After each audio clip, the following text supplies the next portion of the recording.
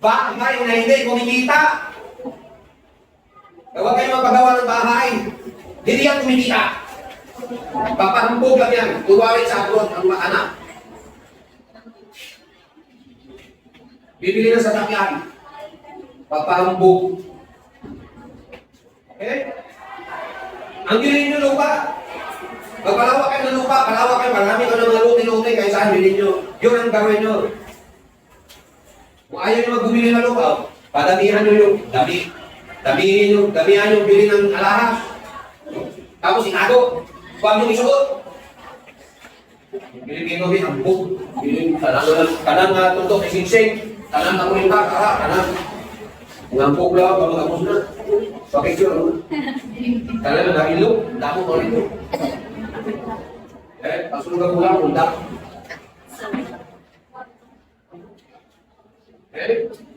Yung mga namin, huwag mong isuot. Ano yan, silver? Ano yan? Ha? Laka? Ha? Ano? Kung magsuot mo kayo ng galakas, yung mga maliliit lang, huwag yung malalaki. Grabe, nalako ko ng nagbuot, yung tingko na. Mga pang-mobile, mga bracelet na natakbo, mga itas na natakbo, mga sing-sing na natakbo, mga nagbuot, mga pikalo. Alam mo negosyo ko ngayon? Kabihan ko kayo. Alam mo negosyo ko? Aside sa akin ito, nag-layaway ako ng mga lahat sa Korea. Pag meron layaway, kumukuha ko. Sa isang taon, kumukuha ako ng 3-4 na alahas. Layaway. Alam niyo layaway? Yung hulog-hulugan mo yung alahas sa Korea. Hulugan mo. No, tapos pag dating ng panahon, hulugan mo ng konti.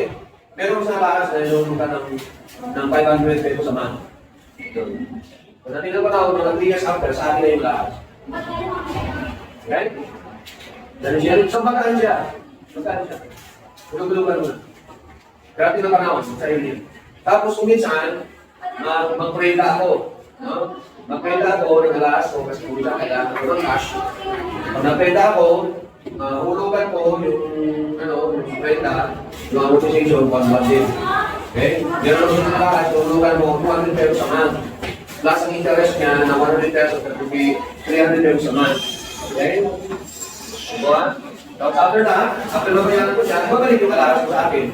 Hindi yan mawawala. As long as nagbabayad ka. Mawawala yan pag hindi ka nagbabayad. Okay? So, ganun. So, ang alas, gold, sa very nice investment. Pwede mo siya gamili sa emergencies. Kaysa na pag bumili ka ng lupa, hindi mo kakaganagan mo convert ito money yan. Matagal na. Bago mo-convert sa pera yan. Okay? Pero kung gusto ko ng long term, lupa. Diba? Kaya pag naging OFW sa'yo, use your brain. Do not use your heart. Mahal mo pamilya mo. Pero yung pagmamahal, may hangganan yun. Yung listening, sometimes sa pagmamahal, inaabuso. Inaabuso ng pamilya. Now, this is the realization. Ito yung real life realization.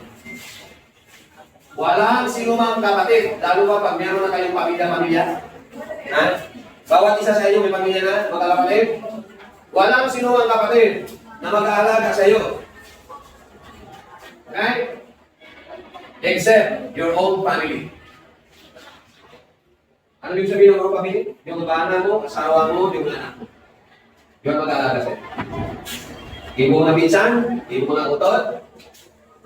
Ay, kalukuyan na ng bagong natin. Totoo yan. Nasa reality. Okay? Saan mo may